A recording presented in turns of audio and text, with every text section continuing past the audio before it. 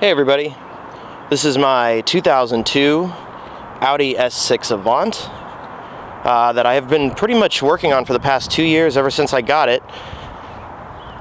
If you may remember, I sold a manual X5 that was lifted, and I had done the interior in a Mola red.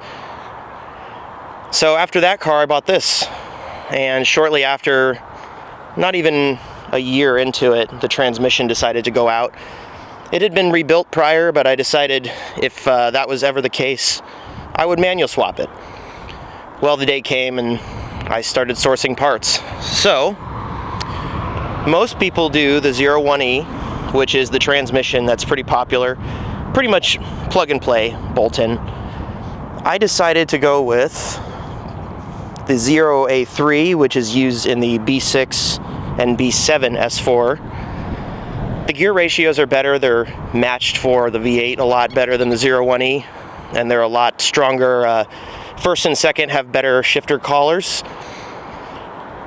The only problem with that swap is it wasn't very common, so I ended up having to kind of custom piece together things.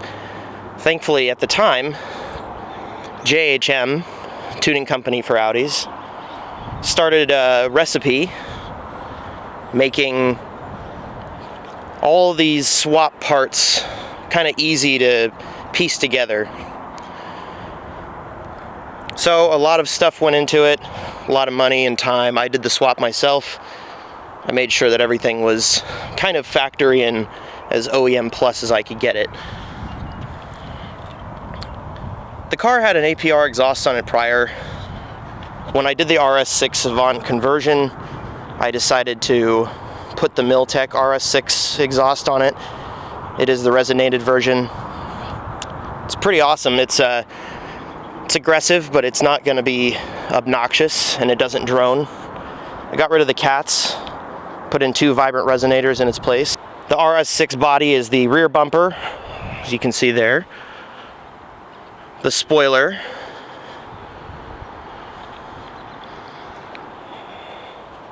The side skirts,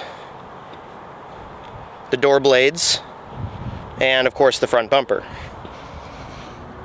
And these wheels are IW, or Ispiri. It's a UK company. They do a lot of Audi and Volkswagen wheels. Let's go ahead and pop the hood for you here.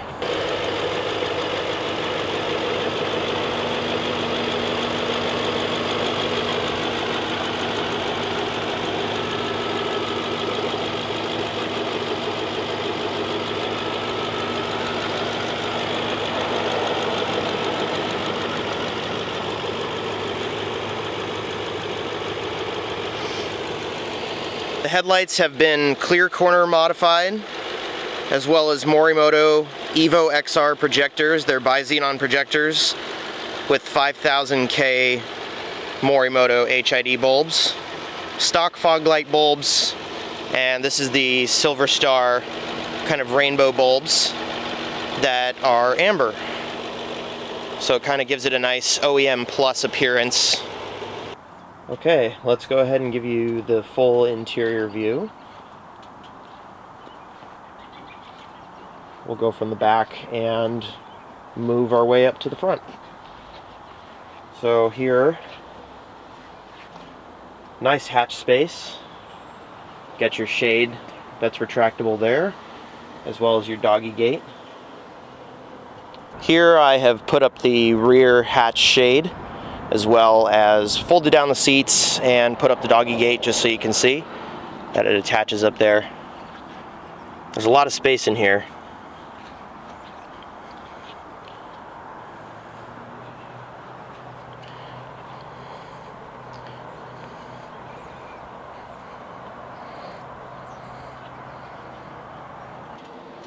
As an RS tribute, I wrapped the wood trim in carbon. This is Vivid's epoxy carbon vinyl.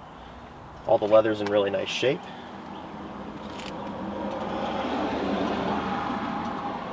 I refinished that driver's seat. Just had a little more wear on it, as they usually do. There's the rear door.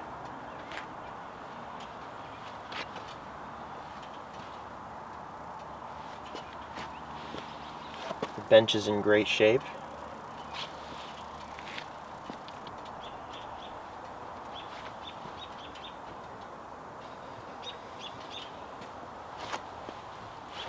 Over time, I fixed most of the soft touch inside because that's a pretty common thing with these cars.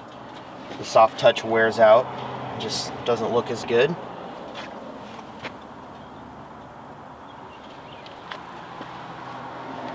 Also, the window tint is XPEL Prime XR. It's a ceramic tint, and it really does help keep the interior temperatures down and reduces the wear on the leather, which is mainly why I did it. It's 15% all around.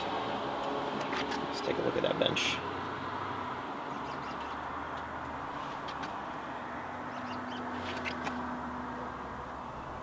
There's no scrapes on the underside here. Been really careful about pulling into driveways.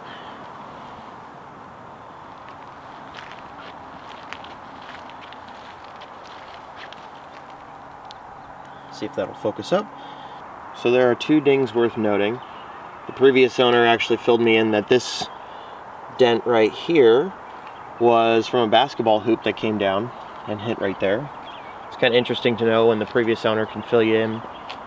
And the other ding that I noticed was just up here. I had the full PDR done except the roof. There's a little ding right here. There's the windshield. It's all factory glass. Here's the hood. The hood paint has a imperfection up here. It's kind of discolored.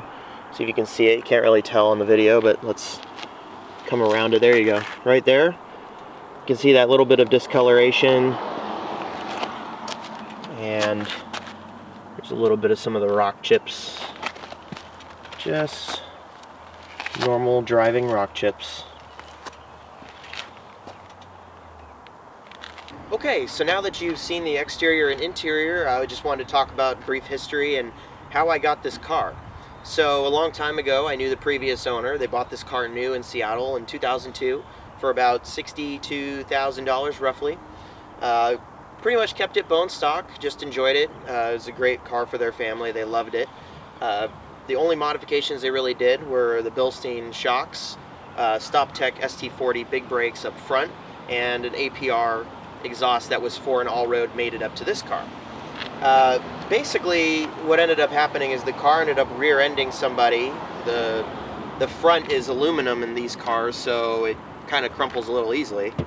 You can kind of hear how thin that metal is, and it's very lightweight if you take off a fender. The hood, the fender, the front fascia, basically just on this side, was hit. The radiator kind of pushed into the timing belt, which caused it to snap, and that ultimately led to some more damage. So when after he rear-ended the person, he got on the phone with the insurance company.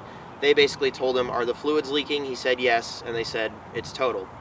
So even though very minor damage, because of the car's value at the time and because of the repair to the engine and the body parts, and these are special body parts, you have to get these from either an A6 4.2, an S6, or an RS6. That ultimately led to them buying the car back from the insurance company, and then soon after debating what they wanted to do with it, they sold it to a shop that I was working for at the time, and I ended up rebuilding some of this engine with them, which included heads, timing belt, cooling system, tons of seals, basically from the block up. The transmission had been rebuilt about 2 or 3 times, but because of the reliability or lack thereof of these transmissions, I knew it was only a matter of time before it acted up again, and sure enough it did after I bought it. Mosquitoes. I had a vision for the build. I knew exactly what I wanted to do with it.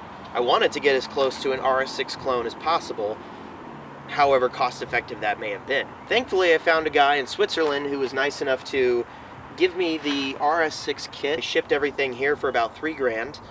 Had it all painted, and then I put it on. What I love most about this front bumper is, since this is actually from a Euro car, It does have the Euro tub in the front, which is why I chose to run a front Euro license plate. These wheels are 19 by 10 all around. It's a square setup. I believe the offset is about 42. It has 15mm spacers in the front and 12 in the rear. The camber kind of takes care of that uneven look to it. It actually looks very flush with the fenders all around. The Stop Tech brakes clear just barely on the back, which is why it has a slightly bigger spacer up front. Thank you for that, guy. All right, well, you've seen the car. I've talked about it.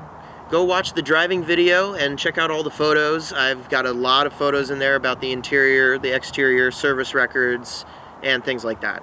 If you have any questions, go ahead and reach out to me. I'm usually really quick to respond with email and my phone. If you're in the area, I'm happy to show it to you too. I've had some people actually come check it out from the Audi Zine forums, and they've been really impressed with it, at least so they've said.